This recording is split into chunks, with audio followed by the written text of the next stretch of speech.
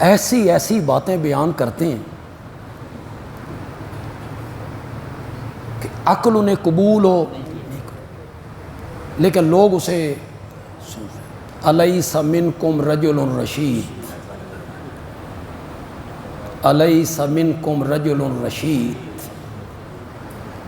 کوئی پڑھا لکھا آدمی، کوئی ٹیچر، پروفیسر، وکیل، انجینئر، کوئی کالج یونیورسٹی کا طالب علم اٹھ کے نہیں پوچھتا مولانا کیا کہہ رہے ہو، کیا بیان کر۔ کل فیس بک پہ ایک مولانا بیان کر رہے تھے کہ شیخ عبد القادر جیلانی پہ ان کے نانا ناراض ہو گئے اور نانا انہیں مارنے کے لیے بھاگے، تو شیخ عبد القادر جیلانی آگے آگے بھاگے، نانا پیچھے بھاگا، آگے قبرستان آ گیا تو سارے مردے سر باہر نکال کے دیکھنے لگ گئے۔ واہ! اب شیخ عبد القادر جیلانی بچے ہیں، ان کے پیچھے نانا لگا ہوا ہے، ڈنڈا اٹھایا ہوا اس نے۔ مردوں نے کہا بھئی کیا ہوا، اسا کیا، یہ نہ پوچھو کی ہویا، تسی بھی بھجو۔ سارے مردے قبروں سے نکل کے بھاگنے لگ، آگے سے لوگ بیٹھے ہوئے کہتے ہیں سبحان اللہ، بڑی بات ہے۔ جو دنیا کا جھوٹ ہے اسے منبر کی زینت بنایا گیا۔ تصرف ان کا ہے،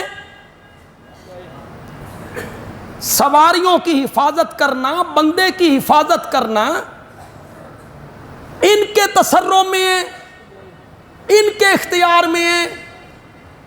کعبہ کے رب کی قسم ہے، ان کے اختیار میں ایک کچھ بھی نہیں ہے، نہیں ہے ان کے اختیار میں کچھ۔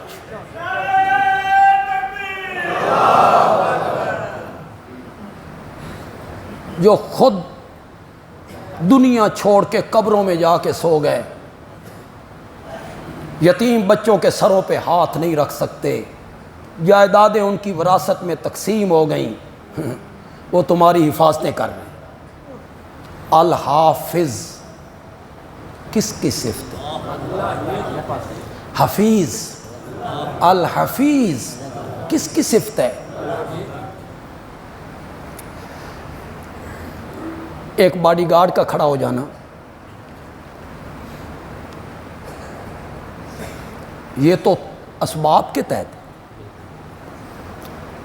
گیٹ پہ کھڑا کر دینا کسی گارڈ کو، اس کے پاس بندوق ہے، اسلحہ ہے، یہ اسباب کے تحت ہے میاں۔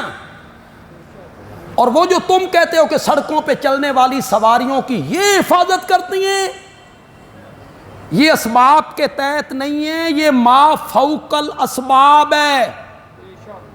اور اس طرح کی حفاظت کرنا یہ مخلوق کے اختیار میں نہیں ہے، عرش والے کے اختیار میں ہے،